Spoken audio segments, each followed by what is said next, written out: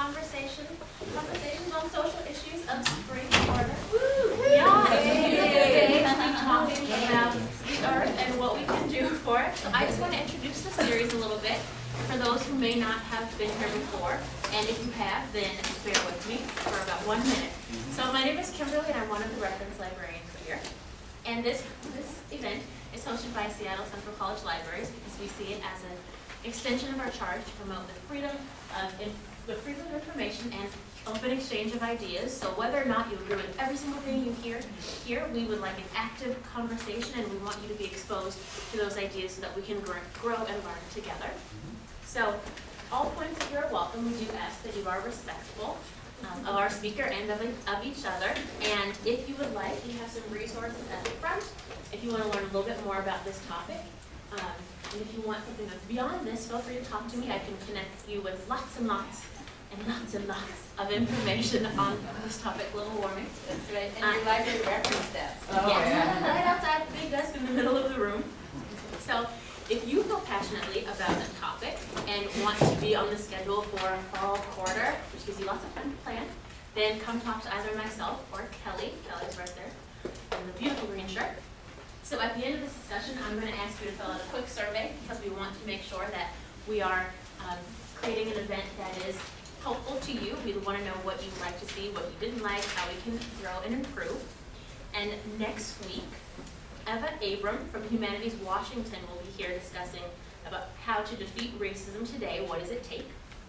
But today, we have Robin Everett from the Sierras Club Washington chapter, who will be kicking off Earth Week, our Earth Week events with a discussion on global warming, what is being done, and what can we do. So, Robin Everett. Well, this topic is almost as hard to end racism, not quite. So big topics, and I appreciate the opportunity to be here. Again, my name is Robin Everett, and I work for the Sierra Club. I've been working for the Sierra Club for about 8 years now, in California, Oregon, and Washington. I've done lands protection, but since 2009, I've been working to stop global warming and end our reliance on coal power. So that's my background. Just a little bit more, I have worked on shutting down Oregon and Washington's only coal plants. So that's kind of my success so far in the Northwest, but now currently working on stopping the coal export terminals that are proposed for this region, and I'll talk a little bit more about that. I figured I would just talk for maybe like 15 minutes or so, and then we can have a conversation. So I wanted to start off with, what's happening on climate change. It ain't good, I'll be honest with you. We are now at 400 parts per billion of CO2 in the atmosphere. Scientists say we need to be at 350 to have a stable climate, so we are not in a good spot for having a stable climate moving forward. Since 1880, global average temperatures have risen by about 1.4 degrees. Now, my challengers would say, well, that's not very much, but think about if you had a 1.4 degree temperature change in your body, you'd be sick. So this planet is definitely sick. And we're losing a lot of Arctic ice. We lose about 13% of it every decade since we've been keeping track. And we're currently seeing the worst slate of species decline since the extinction of the dinosaurs 65 million years ago. So it ain't great, but we are making a lot of progress over the last decade, and there is some real reasons to hope that we can face this challenge as a species that is creating most of the problem. And so for the Sierra Club, when we look at climate change and what's causing it, we see that the primary contributor to CO2 in the atmosphere is coal. And when I first started working on coal, we got over 50% of our energy nationwide from coal power, and now we're at around 30. So we've made some big strides in the last few years. Like I said, I worked on shutting down a couple of coal plants. So basically what the Sierra Club has done is Since about 2005, our coal campaign started. This was in response to the then Vice President Dick Cheney's new energy policy, which was basically to build a whole lot of new coal plants. And this was going to get us off Short oil and make everything great. But we knew there's no way we could build 200 new coal plants and be able to actually stop climate change. And so we set out to stop every single coal plant proposed. And a lot of people told us we were crazy, that there was going to have to be sacrificed communities, that there's no way we could challenge them all. I am happy to say we won almost every single one of them. I think about 2 broke ground. So we were really excited that we were able to stop that coal rush. And then once we started getting a handle on the new proposals, we started tackling the existing coal plants. So America has about 500 coal plants in the country. We started in earnest in 2009, working to close them and transition them into better fuel sources. And the first one was in Oregon. And since then, we have put on a retirement schedule 188 of the 500 coal plants. So we're doing good. We still have 300 and some odd more to go, but it's been kind of amazing how we've been able to really bring down the coal industry to its knees. When I first started, this coal was the place to put your money. Now that they're at junk bond status, almost every single coal company, and so we've really brought an industry to its knees, and in replace of that, we are seeing a huge increase in wind and solar energy in the United States. Right now, in a lot of markets, wind and solar is competitive and priced in natural gas. So this is a huge thing. We are seeing the last few years, the majority of all new energy sources online being wind and solar, which is really good for us, especially in the beginning when we were shutting down coal. The rush was to go to natural gas, and now we've seen the problems that come around from natural gas and fracking, and the emissions that come from that. And so it's really good to start to see wind and solar be at the same price level as natural gas. It's going to be really helpful. And we're already seeing a trend now that where right now it's being subsidized by the government, and as those subsidies start to relax, it's still keeping pace. And so this is a really good sign for us in our efforts to bring on renewable energy and replace coal and natural gas. And then here in the States, we've been making a lot of progress at a national level. President Obama has his new Clean Power Plan, which is the first ever carbon regulations for existing power plants. This is huge. This is huge. This is going to help us shut down a number of dirty fossil fuel plants that we need to shut down in order to address climate change. Again, internationally, President Obama and Prime Minister China have come together to have an agreement on reducing global warming emissions. China and U.S. are the 2 biggest polluters in the world, so it's a huge deal that we're coming together to address this. And in fact, for the first time ever, China's global warming emissions dropped last year, which is completely what nobody expected, right?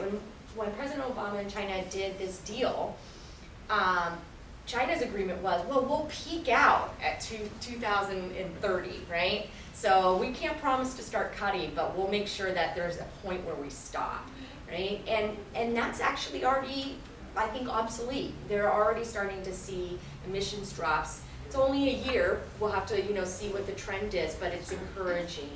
And last year, internationally, global climate change emissions stagnated. This is the first time that's ever happened when the economy is going well.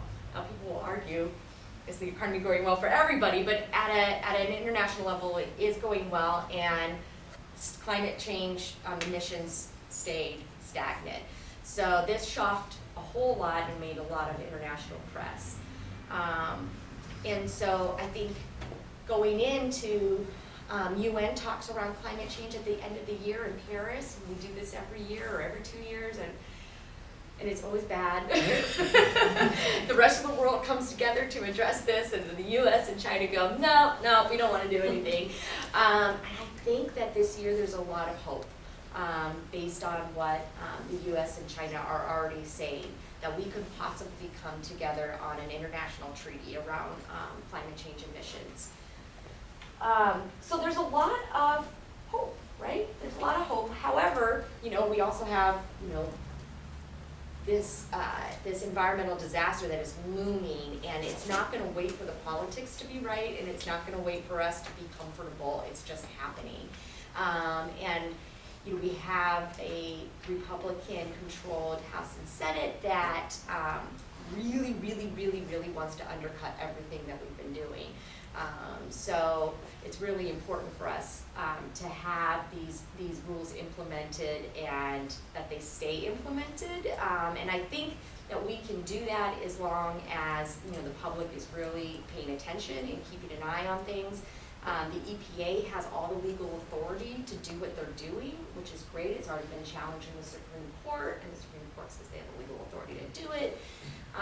And so we feel like we're on solid ground for continuing this progress, even if we lose the presidency. But you never know. So make sure you vote.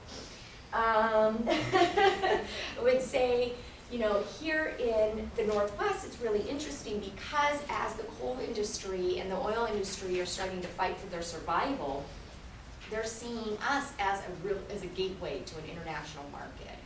And so we kind of created this problem by ending our reliance on coal, that now the coal companies, this is their Hail Mary pass, and they want to be able to ship it to India, China, and other countries.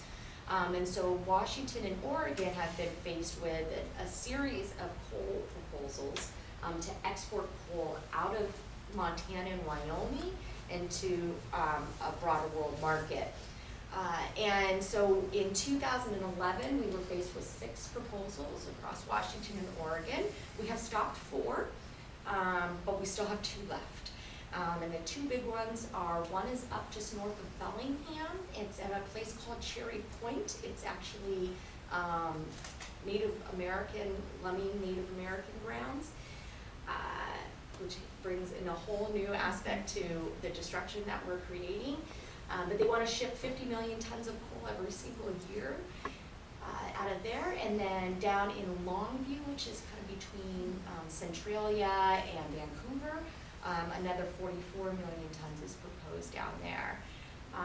When they first did this first round of hearings, Department of Ecology, the Army Corps, the regulators that are kind of overseeing the environmental review of these projects, we've so far turned in, I think, almost 400,000 comments, and have had, I think, around 10,000 or so people come out to hearings across the region on this. So it's the biggest environmental review that's ever been done, and the other side likes to say that, oh, this is the biggest environmental review, we don't deserve this, but we say we do, because this is a huge project, and it's going to lock us into exporting this dirty energy for years and years to come. And all of the trains that carry this come right through our town here. In addition, now we're seeing oil proposals. So there's huge oil exploration going on up in North Dakota and in the tar sands of Canada. You all may have heard about what's happening up there. It's the new oil boom. This oil is super dangerous, it's super volatile, and they're transporting it in trains to refineries, and they're coming through here, but they're going all across the United States. Has anybody heard about the oil train explosions that have been happening across the United States? So these trains explode with the Bakken oil in them, and they are exploding at an alarming rate. We've seen, I think, around 4 or 5 explosions so far in the last year here in America. It is a huge, I mean, if I had a video, I should have had a video of it. They are just, Google it. It is like these huge, massive explosions, and if anything like, and so far we've been really lucky in that they haven't been happening in populated areas, except for the first one, which was in Canada, and it wiped out a whole downtown of a city and killed 50 people. But so far in America, it hasn't been in any population centers. If it happened here, it would wipe out thousands and thousands of people. The blast zone of these trains is about a quarter of a mile, so it's big. And right now, there's no regulations on these trains at all.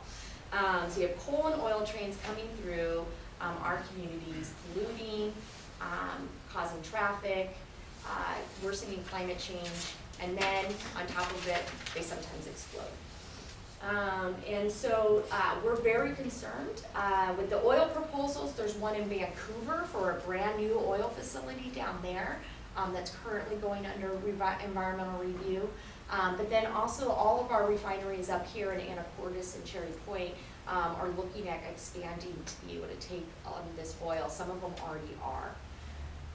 So we're kind of the thin green line. This is what Bill McKibben of 350 says. The Northwest is the thin green line in between stopping and keeping coal and oil in the ground and just having it instead exported to a world market. So we really have a lot of ownership on a big piece of whether or not we stop climate change right here in the Northwest, which is exciting and daunting all at the same time, but I choose to go with you. And then in what just recently happened, and I don't know if anybody's been following this, but Shell Oil, which is the major driller for the Arctic, wants to start bringing their rigs down here to our port to fix them. And the port has agreed that they can bring their big monstrous rigs here to fix them, and the community is uprising against that. And so there's some work being done right now on trying to get that stopped. And in fact, the rig is on its way from the Arctic right now, and a number of Greenpeace activists have been, we're sitting on it for like a week, Mary? Like a week.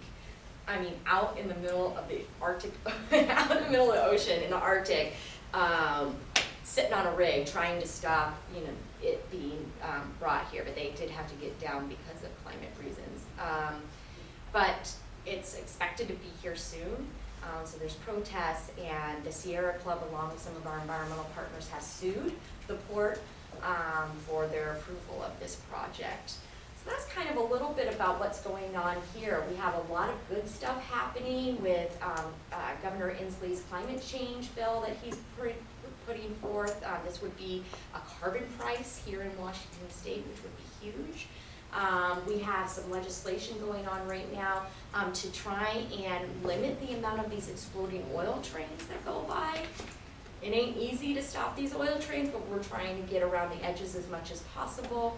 And then we will have big public comment periods on the oil terminal in Vancouver this summer, and then in the fall on the Longview coal terminal. So there's a number of opportunities to get engaged moving forward.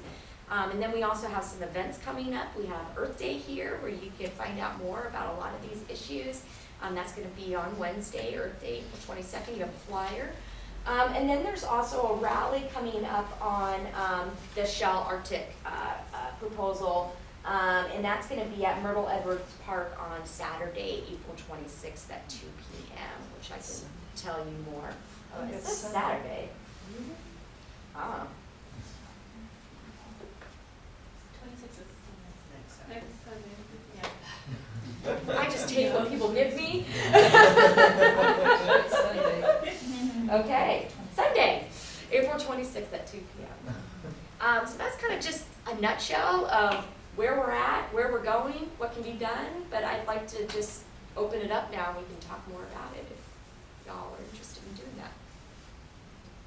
So what makes these oil trains much more dangerous, or they seem to be more dangerous than traditional? So it's the type of fuel. It's lighter and it combusts, I think, at like 60-something degrees. So it's a huge difference between conventional oil in the volatility of it. And then when these trains derail, because they derail all the time, trains derail all the time. It's kind of insane how much they derail. And so when they derail, it's just impact and explosion. It just depends on how big of a derail it is. So for instance, one of these trains derailed in Magnolia, but it was only a couple of cars and it was going really slow, so we dodged a bullet there. But if it was just going fast at a regular pace, we could have been in some real trouble. So it's the type of fuel, it's just more explosive. You said it's 60 degrees. Yeah, I can't remember exactly, but it's an insane level of where it combusts. Yeah. That might not be up to date, but at one point, Matt Mead, the governor of Wyoming, filed a lawsuit against, I think, the state of Washington or Right. something, claiming that by not allowing coal terminals, there are still two that are being debated, it was obstructing commerce. Right. Do you have any information on that, or how that will? Yeah, so that's true. There's Wyoming is trying to sue us for not allowing these coal exports, and it came in response to stopping one of them along the Columbia River down in Oregon. We just won on that project late last year, and so they're suing. Our lawyers don't believe they have a case. But it's always a threat, right? International commerce suits aren't fun to deal with, but we think that we have all the legal backing for it, and so does the environmental department in Oregon. They spent years making this decision. And they wanted to get all of their ducks lined up in a row so that they couldn't be sued, and they're pretty confident they're going to be okay.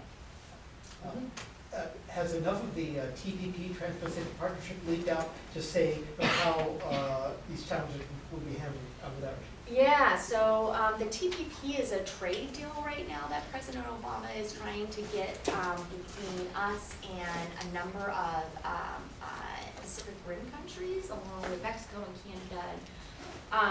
And these trade deals, while you think, oh, trade is good, they have a lot of secret, nasty stuff in them. And this deal would empower, they call them investor state dispute settlement courts. And basically what it is it's a way for a company to be able to sue a country over its environmental laws, its labor laws, so that they can make a profit. And if we enact a law that stops them from making a profit, they can sue us. It has to be from another country. So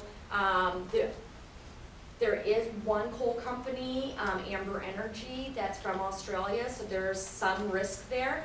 But, I don't know if this is lucky or not, but, most of the coal companies are American and they can't sue us for our own laws.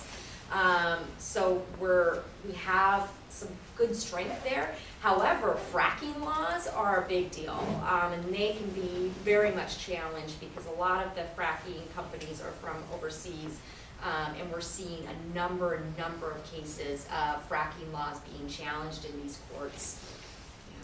I was just wondering if it's very difficult for a coal company here to somehow incorporate in another country and then become a company in that other country. Yeah, I imagine that's a possibility. I don't know enough to be able to give you a really educated answer on that one, though.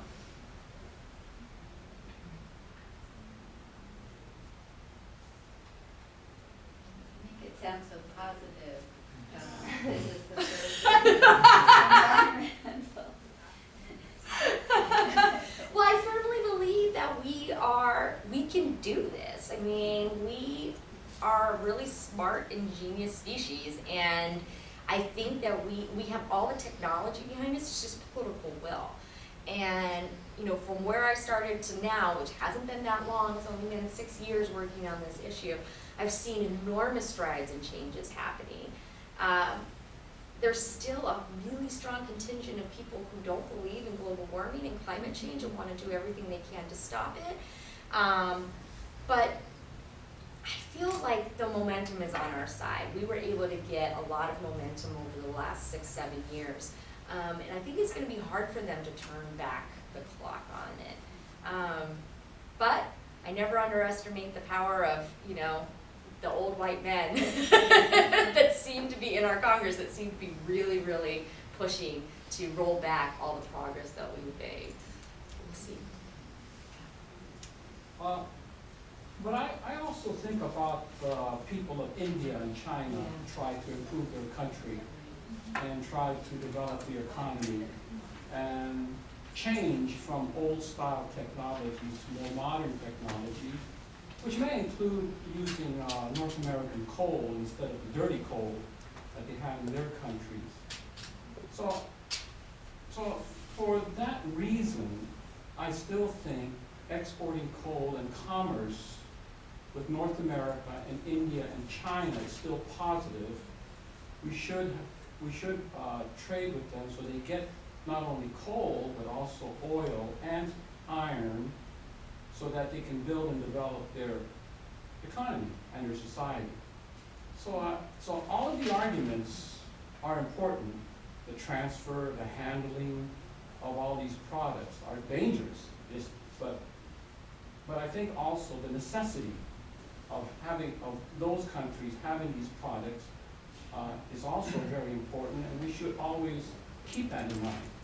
So there should be no shutdown of trade and commerce between our two countries with these products. So I would say that all coal's dirty. So our coal has a little bit less sulfur dioxide. That's it. Same global warming emissions of our coal and their coal. And our oil I mean, it's all dirty. It's all dirty. And so I don't think that the mining and shipping and transfer of small amounts of our coal into China make a hill of difference in their air pollution. What makes a difference in their air pollution is switching off of these dirty fuels. And they're doing it at an impressive rate. So Beijing and Shanghai, and I'm gonna not pronounce this right so somebody can correct me, Guangdong? Is that how I say it? I don't know. Are all getting off of coal as early as next year. These are huge, major population centers. So this is an opportunity to do something better, do something different. And the people in China and India are protesting these coal plants in huge amounts. I mean, they make our protests look like a drop in the bucket. I mean, you see 30,000 people coming out to protest a new coal plant in China. The answer to their air pollution problems is not a little bit of a cleaner coal. It's about a new society and a new way of doing business. And we have the technology, we just need to implement it. So you mentioned that this past year, China's emissions had gone down for the first time. So what caused it? So I know that there have been protests, but were there any, was there any legislature that was passed to push that through, or how did that come about? They don't really do legislature there. So they just started shutting down coal plants. Oh, That's what they started doing. But they're also building nuclear plants too. Yep, that is true. Just want to add that I read in one of the Andean countries, Ecuador or Peru, they're getting electricity up to the remote villages through solar power. I mean, and not trying to build plants up there.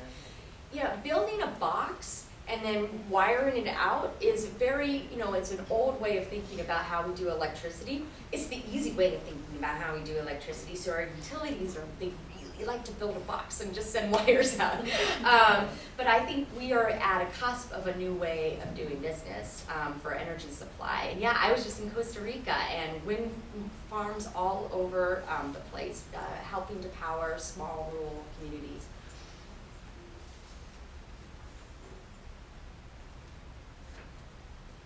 Yeah. Also, regarding that oil rig, the Shell oil rig coming to the Elliott Bay. Yeah, well, yeah, it's right there where Yeah. the port is. Yeah. Yeah. when it comes, you will see how huge it is. Everyone should go and look at it, because these are huge structures. But they do need maintenance. We know that because a lot of these rigs explode and have fires, like in the Gulf of Mexico, where people were killed, the workers were killed on those structures. So maintenance and updating of these structures are necessary. They're not going away. They're not going away, and the best thing is to bring it here, let the workers do the work necessary to improve the thing. You can debate policy, you can debate regulations, but really any attempt to impede the work on that rig is actually not only counterproductive, but dangerous to the workers who have to live and work on those structures. So I see a lot of this opposition to that rig as generating some hostility to that whole project, which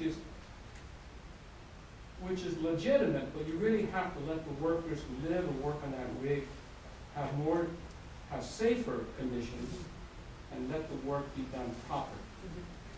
Yeah, and I hear you. I do hear you. I mean, as long as they're operating, they need to be operating in the most safe manner possible.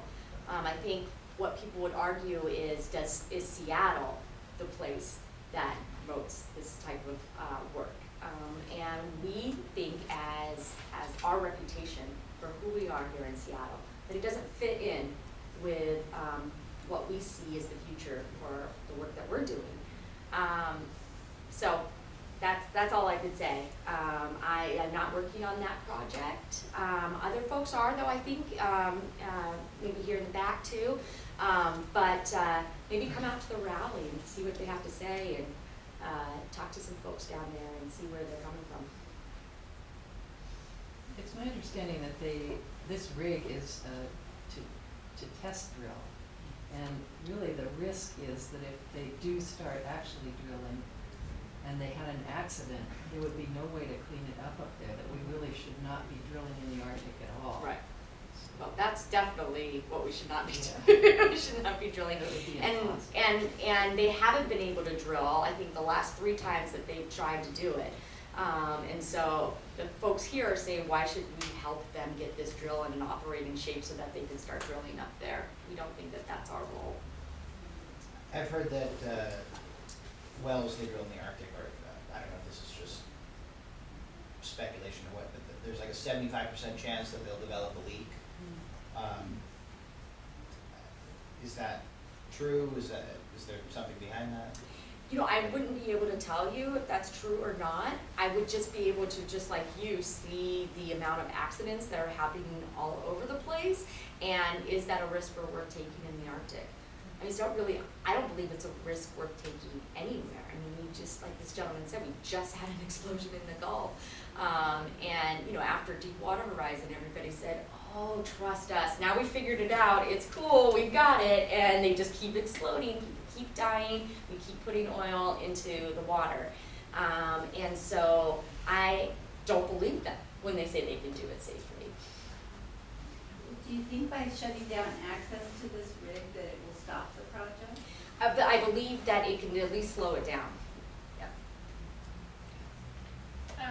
So from a personal point of view, I don't agree with that drilling is the solution that we need to be taking at this point.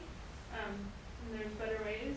But I did read an article from a science website about a new technique where they, it's like this mesh that picks up oil but allows water to go through. So I was wondering if you heard about it, and if there's any plans to incorporate that kind of technology. I have not followed that. I am, guess, happy that they're finding new ways to be better, but still, like, I mean, you saw when Horizon's got, I mean, they're sopping it up with 4 or 5 paper towels. It's like, how can we be doing this sort of work and not have adequate response plans? And so I don't know about this mesh. I'd love to hear more about it. I don't know if it's the answer or not. definitely not the answer to all the destruction and climate pollution that Yeah, comes from it. yeah, that's something, I still think regardless if we have that technology or not, that, there's a smarter way where we shouldn't be drilling, but I hope that eventually we have something like that to Yeah. help the cleanup. Yeah. I mean, I would really just like to see us be the ingenious people that we have been in the past and see like a New Deal proposal for America. Let's get off of this dirty energy. It's gonna create jobs and it's going to better the planet. I mean, the Department of Ecology estimates that for Washington State, we're gonna lose $3.8 billion in economic profits every single year starting in 2020.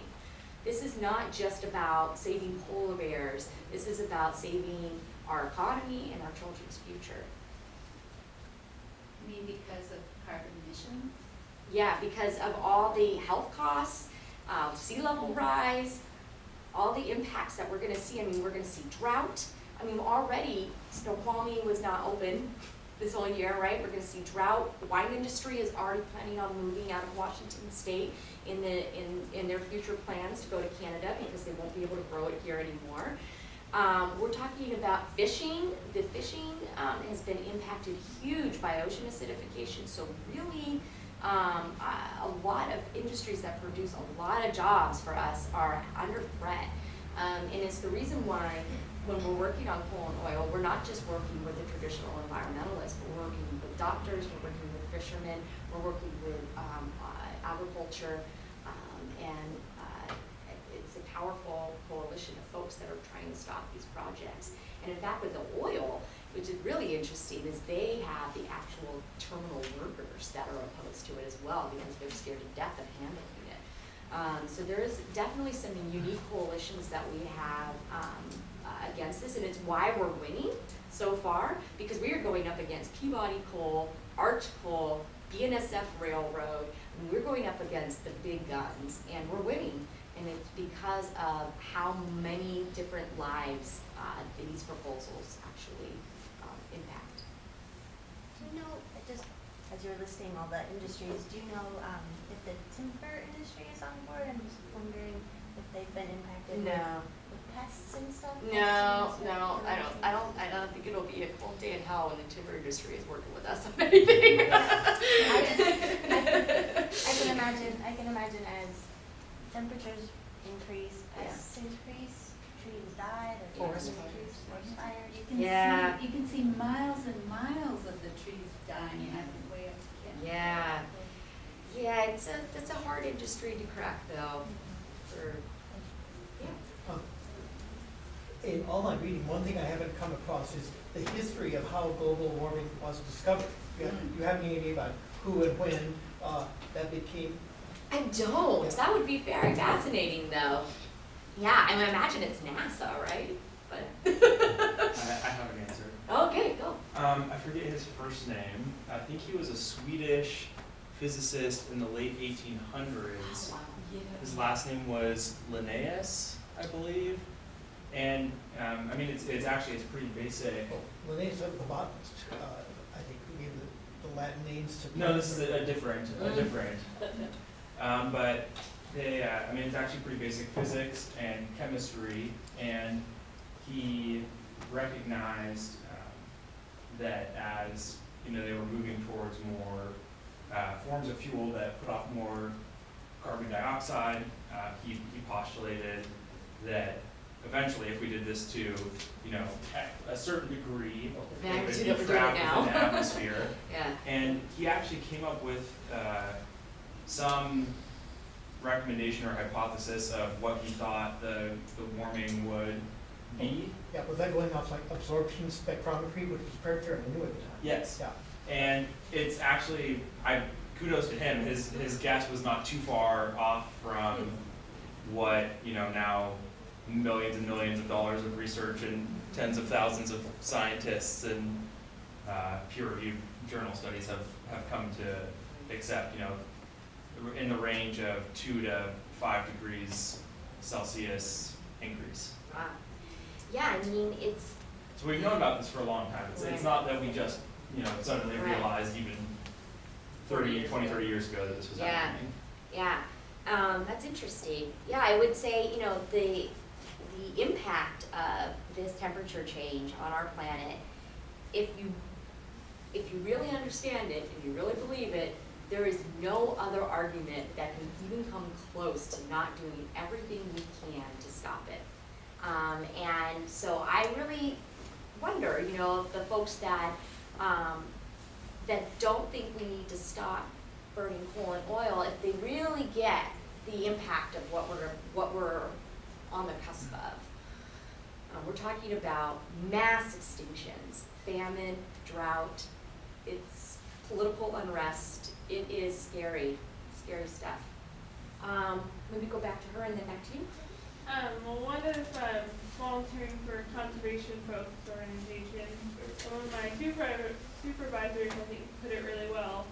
As far as the animals effects, is that, you know, we can't stop species from dying off as a result, but we can at least try to give them as much time as possible. That's a sad state. I was just going to ask a lot of what you were talking about. I missed the first 10 minutes or so, so maybe you touched on this as well. But a lot of what we were talking about at the end was very local actions and ways for folks to get involved, which I think is absolutely great. We need to be fighting this on all levels. But in terms of a little bit bigger picture in your mind, is there a particular policy that would be like, you know, our sort of golden ticket to really fight this stuff, either at the national, which we have a little bit more influence over, or international level, and like what is the policy that we need to get to actually make serious progress on this? Well, I think with climate change, the solution isn't a silver bullet, it's a silver buckshot. And we need to do it at all levels.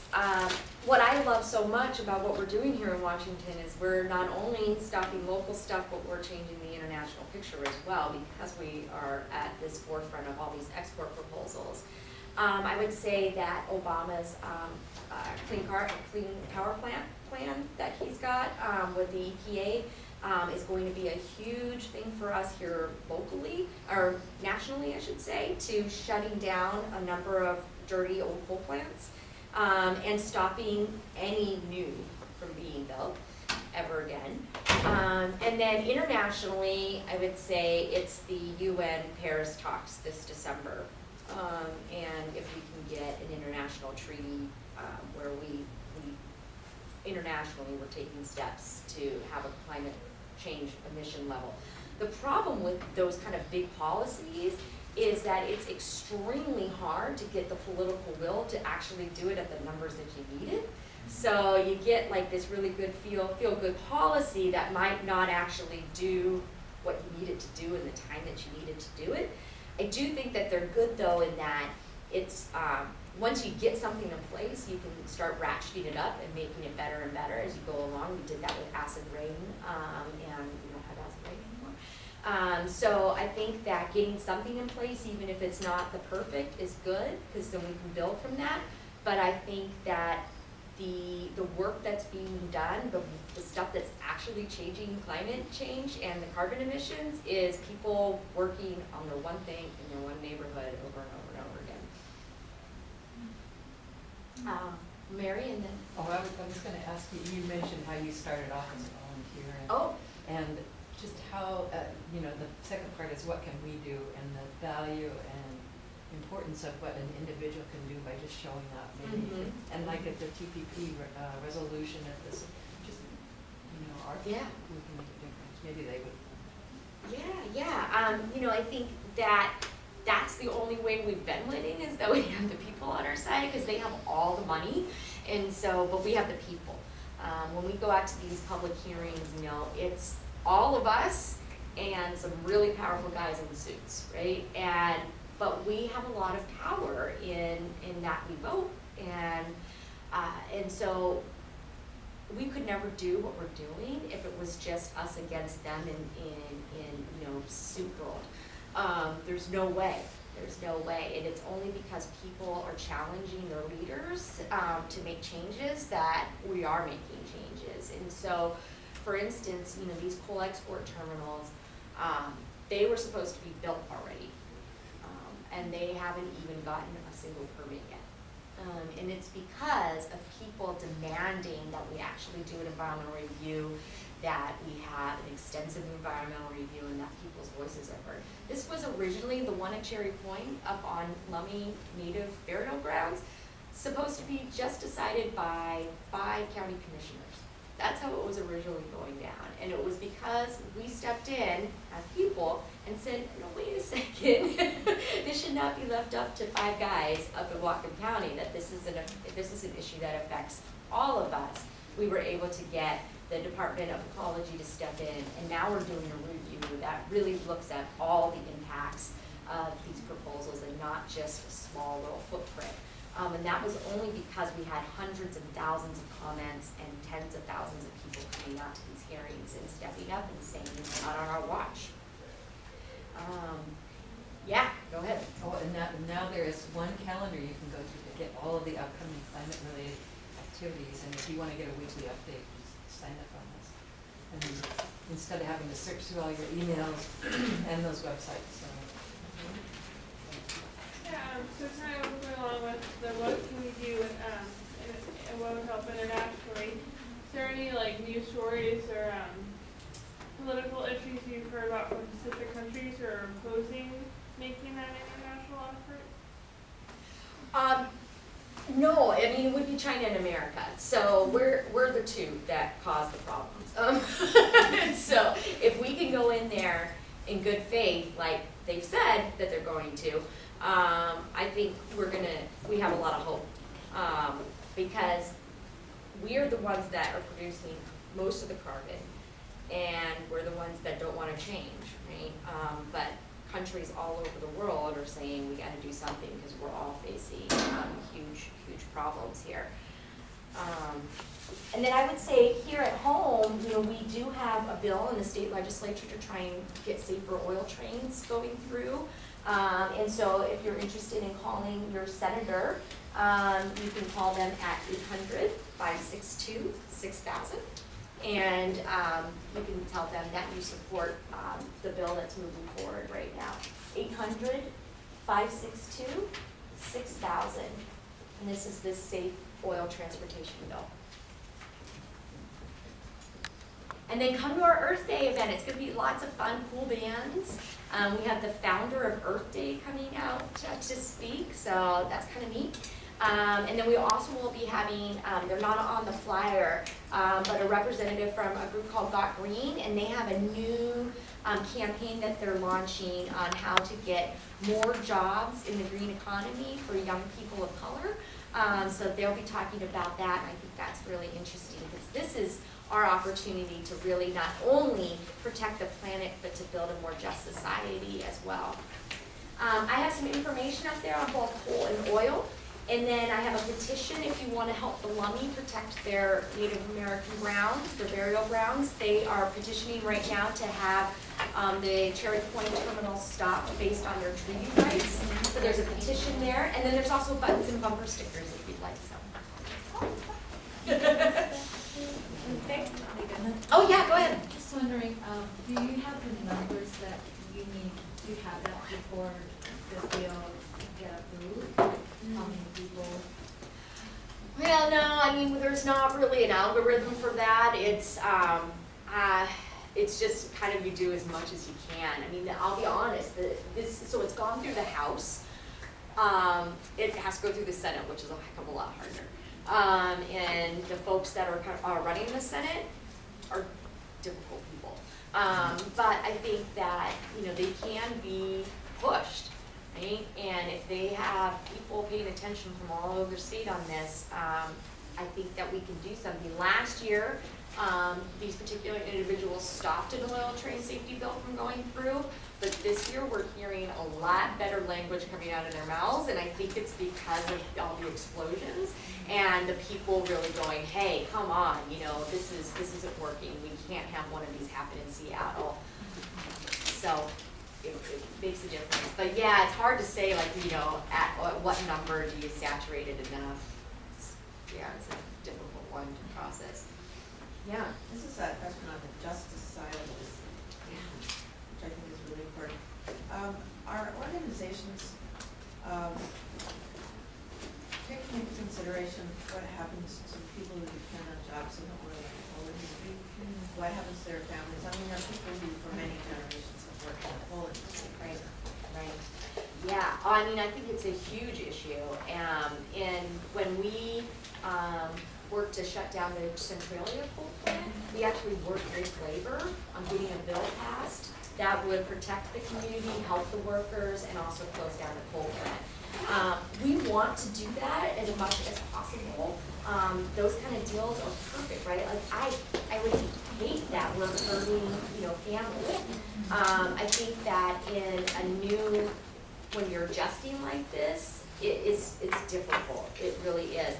The problem that we're having is that in a lot of places, labor's not willing to come to the table to make these kind of things. They want to fight us, which you can understand.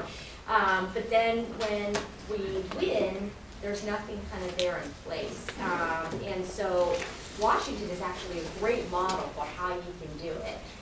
And they fought us and fought us and fought us, and then at the end they said, okay, let's come together. We see the writing on the wall. Let's come together for something that's better. And now the head of the IBUW here in Washington State goes around all over the place touting how great the Sierra Club is to work with on transitioning to a new energy economy, and he's actually working on bringing a solar farm into Centralia. And we're working with him to help get that. So there is a right way and a wrong way to do this stuff, but it takes everybody kind of coming to the table in order to make it happen.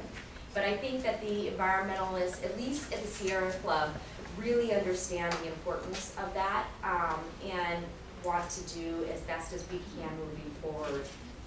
But I think it's not, we don't have a perfect track record, but we hope to be always improving and making better choices and better decisions on that kind of stuff. Because it's important.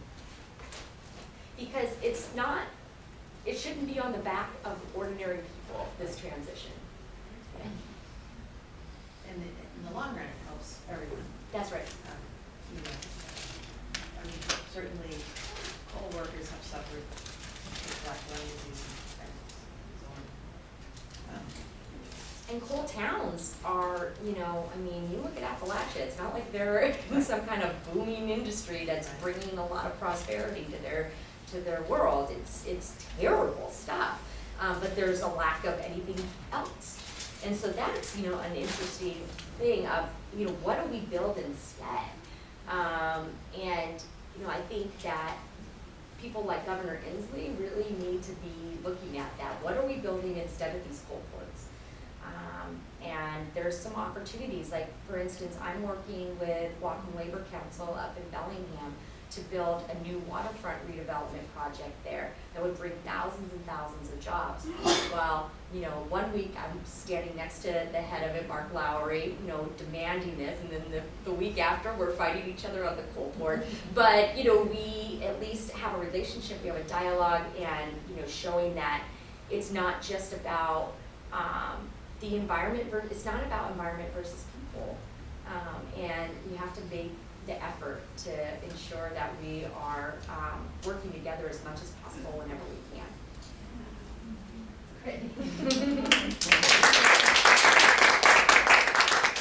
Thank you so much. Thank you everyone for coming. If you have your survey, just hand it to me as you walk